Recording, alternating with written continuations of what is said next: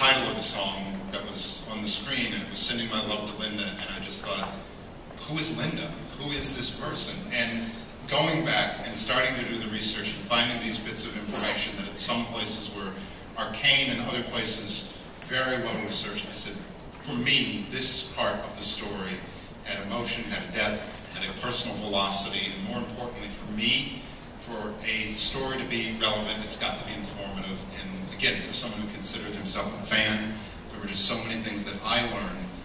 I wanted an audience to feel that sense of surprise and curiosity and revelation that I felt in that moment. Imogen, the character you play is one of those many, many women throughout the history of music who have had to play a kind of a supportive, enabling role, but who actually have very smart, astute judgment when it comes to music.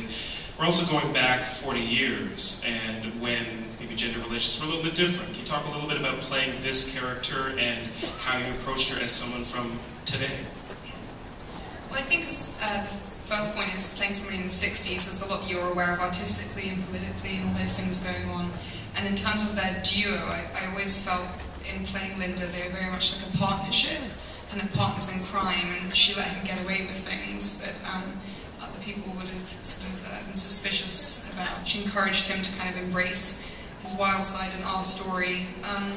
And also I think that, you know, after doing research and watching documentaries, etc., there's a real idea that maybe Jimi Hendrix played up this persona of being naive, but he actually wasn't that naive. And I think I got the feeling from researching it from John's screenplay that Linda was very savvy about that, and she kind of knew where his mind was. And that's a real secret, to kind of be that close to somebody's mind that's so kind of absent, really, to everybody else, or inaccessible. But no, it was a joy to play her and really understand what it's like to be the person who goes home and listen to those records that were made for that person, and that time disappears, life goes on, and sort of it's a sad thing, but at the same time nostalgia is kind of a very pleasant sensation. It's how you look at it. I have to ask about the music. There is, of course, an incredible wealth of Jimi Hendrix music that is the more popular stuff, the things that are played on rock radio every day all across the world right now. That's not what's in the film. You've made other choices. Can you both talk a little bit about the music choices in the film? Obviously, Hendrix's genius was his interpretation of blues, as well as of Lennon, McCartney, Dylan. Many of the songs that he made literally his own, whether it be Hey Joe, Wild Thing, Like a Rolling Stone, All Across the Watchtower, were songs that, you know, he gravitated towards and literally reinvented. And his arrangement skills and his talent were such that, with John, when I read John's script, I was genuinely inspired. I had finished a movie called Almost Famous, in which it had been inundated and sent a lot of musical, heavy laden scripts and biopics, if you will. And what I gravitated towards was John's Linda. To me, as you expressed, Linda was the ultimate rock muse. If our Penny Lane inspired or represented that amazing rock girl,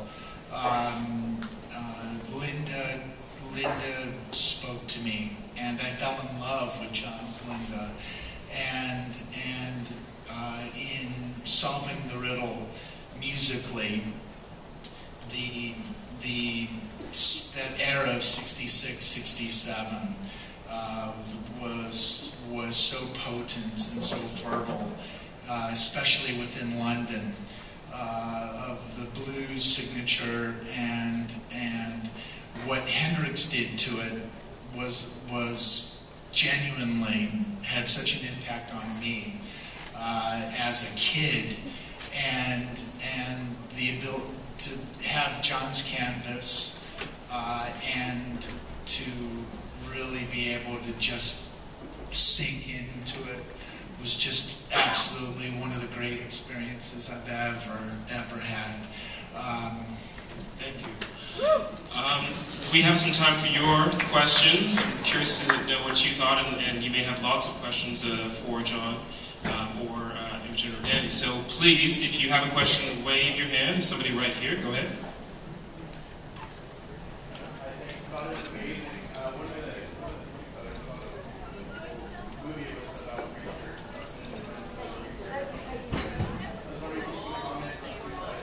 Need to have a microphone.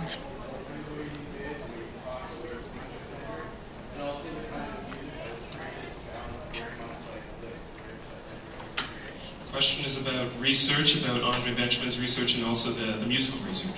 Yeah, let me just say about Andre and the entire cast. Andre Benjamin, who has a choice of any number of things that he could do, he lives in Atlanta. He flew out to Los Angeles, where I live, in January of last year, and spent 6 months solid with myself, with an amazing guitar coach. You know, I asked two things of Andre. I asked him to turn water into wine and do it left-handed.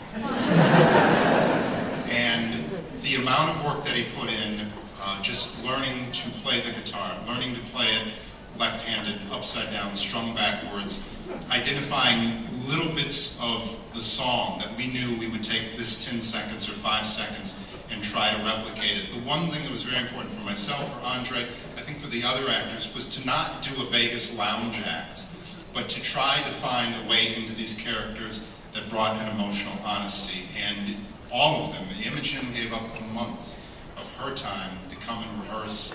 And more than just the words on the page, the way that these individuals just hung out with each other, spent time with each other. There were days where Imogen was not shooting, and I would be in the middle of my day, I would look up and she's just hanging out to support. And that kind of connectivity, that kind of chemistry, you can try to put it on the page, you can try to direct it, but it comes from the actors spending that time. So Andre put in the work, Imogen put in the work, but more than anything, they put in that time together. As far as the music, what Danny put together for me was a collection of some of the true greats who have played and knew these individuals and went into it with a mindset of, we can't replicate Hendrix, nobody can, but what we can do is try to find, as on the page, a level of musical honesty where every note and every moment felt like it was coming in immediacy. And that goes also when I thanked Glenn Fremantle, going through that mix. I mean, I have to tell you, for a very small film, we ended up on the best soundstage at Pinewood Studios in England, and to sit there and be able to listen to every single note, to have Danny by my side, I never thought that for a moment there would be a falseness to what we were trying to present. But in terms of the script, in terms of the music, a true honesty in what we were trying to get at.